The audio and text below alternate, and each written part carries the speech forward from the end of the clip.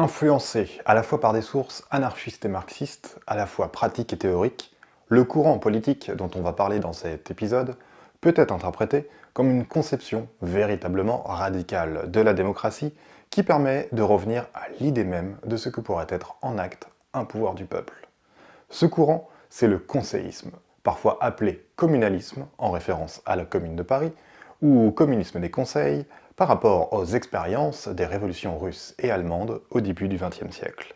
Dans l'idée de prolonger les épisodes de la chaîne consacrés à l'exploration des possibles démocratiques et de ses perspectives émancipatrices, on va donc parler dans cet épisode de la démocratie dans la pensée conseilliste. Johan Dubigeon, sur lequel je me suis beaucoup appuyé ici, parle, comme l'indique le titre de son livre, de démocratie des conseils. Allons voir ça de plus près.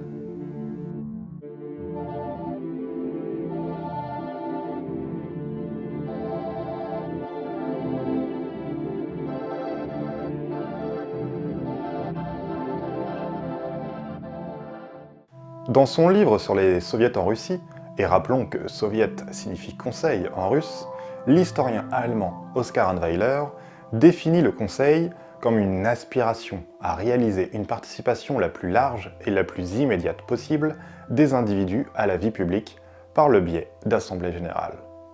On retrouve cette pensée du conseillisme chez des auteurs et des militants tels que Anton Pankow, Rosa Luxemburg, Cornelius Castoriadis et bien d'autres. Johan Dubigeon dégage 5 conditions pour avoir ce qu'il appelle une démocratie par en bas de type conseilliste, opposée à la démocratie par en haut de type représentative. Ces conditions sont synthétisées à partir des ouvrages d'Oskar Annweiler, Les soviets en Russie, mais aussi celui de Martin Bréa, L'expérience plébéienne. Première condition, le mouvement doit être l'œuvre de catégories dominées de la population. Historiquement, bien sûr, ce sont celles des ouvriers et du prolétariat dont il a été question. Deuxième condition, cette catégorie dominée doit créer un espace politique égalitaire. Troisième condition, cet espace se constitue en extériorité des institutions existantes et donc de l'État. Quatrième condition, il existe une tension sur la question de la délégation et donc de la représentation. Et enfin, cinquième condition, il doit y avoir une volonté d'émancipation. Avant de voir comment ces conditions permettent de penser le fonctionnement et la mise en place de la démocratie des conseils, on peut noter que cette démocratie va à l'encontre d'une démocratie qui serait toujours pensée comme étant en lien avec la présence d'un État. Le philosophe français Miguel Abensour oppose ainsi dans son livre « La démocratie contre l'État » deux traditions révolutionnaires. La tradition jacobine d'abord, qui vise une nouvelle forme d'État, et enfin le modèle conseilliste ou communaliste qui va cette fois-ci à l'encontre de l'État et vise la création de nouvelles formes d'organisation politique dans lesquelles disparaissent la distinction entre gouvernants et gouvernés.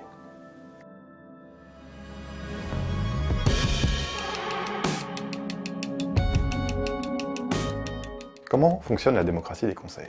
La démocratie par en bas, qui caractérise la démocratie de conseil, est une démocratie d'assemblée quotidienne et publique, qui vise à s'approprier les lieux de sociabilité économique et politique et qui s'ancre dans le quotidien de manière continue. Cet ancrage dans le quotidien de la démocratie permet d'éduquer les citoyens dans l'action même du politique en train de se faire. Au fur et à mesure que les conseils agissent, ses membres gagnent en autonomie et en capacité politique. C'est l'idée d'une auto-émancipation mêlée à une auto-éducation. Comme l'écrit Rosa Luxemburg, 6 mois de révolution feront davantage pour l'éducation de ces masses actuellement inorganisées que 10 ans de réunions publiques et de distribution de tracts. Par cette auto-éducation s'engage en même temps une réflexion dans et sur l'action en train de se faire. L'organisation politique peut ainsi s'ajuster au fil du temps par des retours réflexifs, théoriques, pour organiser au mieux la pratique quotidienne. La démocratie de conseil, ou par en bas, s'oppose alors à une politique de gestion par des spécialistes.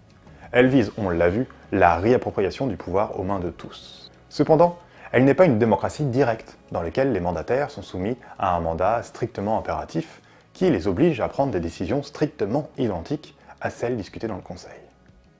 Mais alors, comment cela fonctionne-t-il? Dubigeon résume le fonctionnement politique de la démocratie de conseil par plusieurs principes. Un principe de confiance, un principe de délégation, un principe de contrôle et un principe de rotation. La démocratie de conseil s'organise alors autour d'échelons égaux d'une multitude d'assemblées qui remontent du bas vers le haut comme des cercles concentriques. La décision politique part du bas pour impulser les décisions du haut et ainsi de suite dans une perspective plutôt fédéraliste. Les conseils indépendants entre eux se fédèrent pour produire des échelons plus élevés et discuter des choses qui peuvent être trop complexes pour les conseils du bas.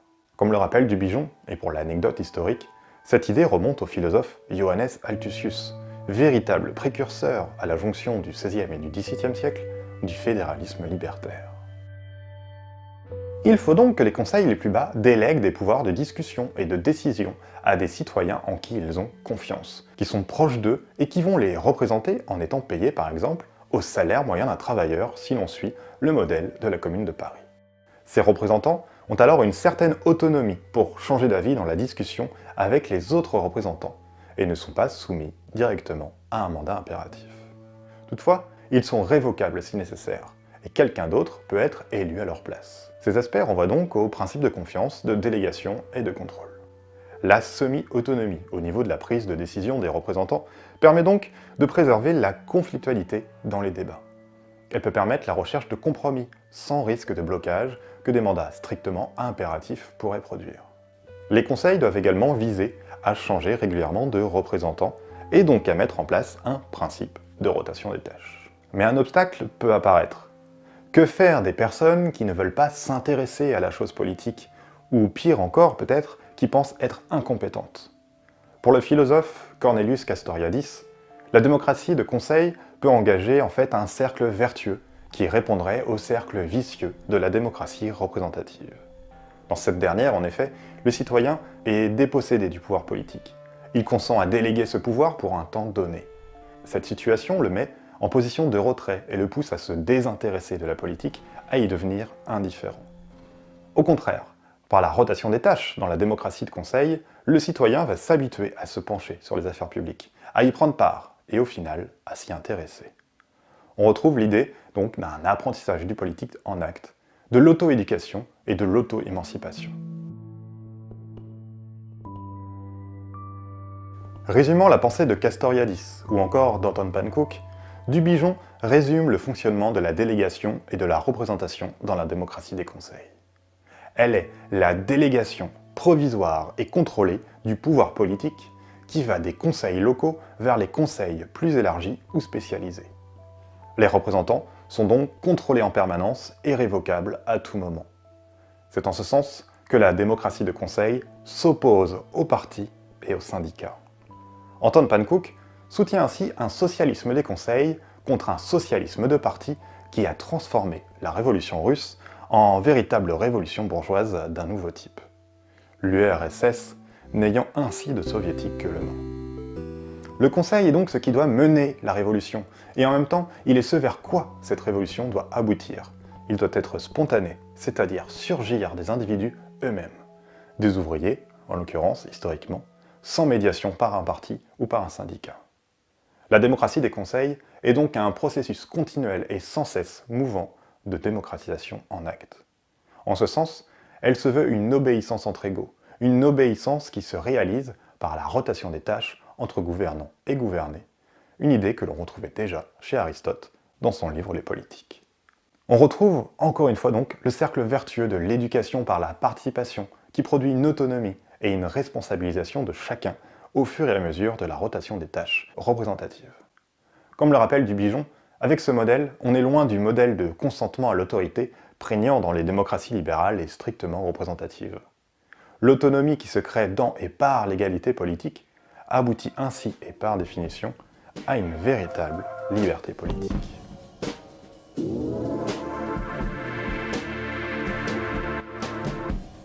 S'il est nécessaire de voir comment pourrait fonctionner une démocratie des conseils, il faut bien voir dans un contexte historique et social précis comment elle pourrait être mise en œuvre et comment elle pourrait perdurer. À ce titre, plusieurs stratégies s'opposent. Ces questions stratégiques sont presque classiques au sein des divers courants de gauche qui se positionnent en faveur d'une démocratisation radicale, et elles expriment les difficultés à résoudre pour la mettre en œuvre. Comme le note Johan Dubigeon, ou encore Richard Gombin dans son livre Les origines du gauchisme. Ces stratégies se regroupent autour de deux pôles qui visent deux buts différents. Un premier pôle, qu'on appelle substitutiste et qui se veut pragmatique, vise l'efficacité révolutionnaire pour détruire l'ordre existant. Il a une fonction, on pourrait dire, négative. L'autre pôle, appelé pôle spontanéiste, vise directement la démocratisation radicale. Elle pense d'emblée l'après. Sa fonction est positive et vise ainsi la construction. À partir de ces pôles, dès lors, deux stratégies sont possibles. La première vise à s'emparer du pouvoir, puis à le transformer de l'intérieur. C'est la stratégie du pôle substitutiste qui, à terme, utilise les conseils pour faire gagner le parti. La seconde stratégie vient créer, à côté du pouvoir toujours existant, des lieux et des temps d'autonomie sociale et politique. C'est la stratégie du pôle spontanéiste. Dans le premier cas, le pouvoir ancien est détruit de l'intérieur. Dans le second, il l'est par usure au fil du temps, par la reconstruction, sans organisation préétablie, d'autres rapports sociaux et politiques dans un à côté du pouvoir en place qui vise le dépérissement de ce dernier. Ces deux stratégies posent cependant chacune deux problèmes distincts, qui résument la tension théorique et pratique de la démocratie des conseils. La première ne pense ainsi qu'à la stratégie, sans plus penser à la démocratisation réelle, et peut aboutir à un substitutisme pur qui risque de transformer le cheminement révolutionnaire vers un bureaucratisme autoritaire et à la fin du pluralisme. La seconde tend à ne s'en tenir qu'à la mise en place d'une brèche démocratique, sans penser à sa perduration stratégique. C'est l'écueil du spontanéisme qui ne produit de la démocratie que pendant un instant fugace, mais inefficace. La tension se tient donc entre efficacité révolutionnaire et effectivité de la démocratie. Ces deux écueils peuvent expliquer les échecs historiques de la perduration des expériences communalistes ou conseillistes. Naviguer entre les deux paraît donc bien difficile, mais pas impossible. Peuvent en témoigner les tentatives de Castoriadis pour penser une médiation politique toujours fragile qui passe par l'auto-éducation concrète du plus grand nombre. La voie reste toujours celle de la brèche ouverte entre un pur spontanéisme et le risque autoritaire du substitutisme. Pour ce faire, il s'agit alors de penser des organisations permanentes sans croire qu'elles vont nécessairement finir par se transformer en pouvoir autoritaire. Il faut alors garder en tête la possibilité de révoquer à chaque moment les délégués et de remettre en cause leur représentation. Dans la lignée de Rosa Luxembourg, Castoriadis pense ainsi que les organisations doivent accompagner des conseils autonomes sans se substituer bien sûr à elles. On peut noter aussi que Richard Gombin, dans son livre Les origines du gauchisme, pense que le situationnisme, dont la figure célèbre est celle de Guy Debord, peut être une tentative sérieuse pour se tenir sur cette ligne en tenant à formuler en amont d'une possible révolution les principes conseillistes et stratégiques à mobiliser. Les organisations, encore une fois, doivent accompagner, non se substituer. Marcher sur la ligne de crête du conseillisme paraît donc être un exercice bien délicat. En évoquant l'idée de la liberté, pensée par le conseillisme et par d'autres traditions révolutionnaires, la philosophe Hannah Arendt parle d'un trésor perdu des révolutions et écrit qu'il y a là une étrange et triste histoire qu'il reste à raconter et à se remémorer. Contre Arendt, on pourrait dire qu'il ne reste peut-être pas seulement à se remémorer ou à se raconter encore l'histoire des révolutions, mais peut-être qu'on peut y réfléchir encore pour inventer, créer et concrétiser. Pour ce faire, mis à part cette vidéo, n'hésitez pas à jeter un coup d'œil dans la bibliographie que vous pouvez retrouver en description. N'hésitez pas non plus à vous abonner et à activer la petite cloche pour être sûr de poursuivre l'exploration des possibles émancipateurs. Si ça vous dit, vous pouvez aussi me faire un don sur Tipeee ou sur Utip. Et pour battre l'algo de YouTube, vous pouvez partager cette vidéo un peu partout, mettre des petits pouces bleus et commenter pour dire ce que vous pensez du conseillisme. On se retrouve le mois prochain pour une revue des livres. En attendant, portez-vous bien et à la prochaine.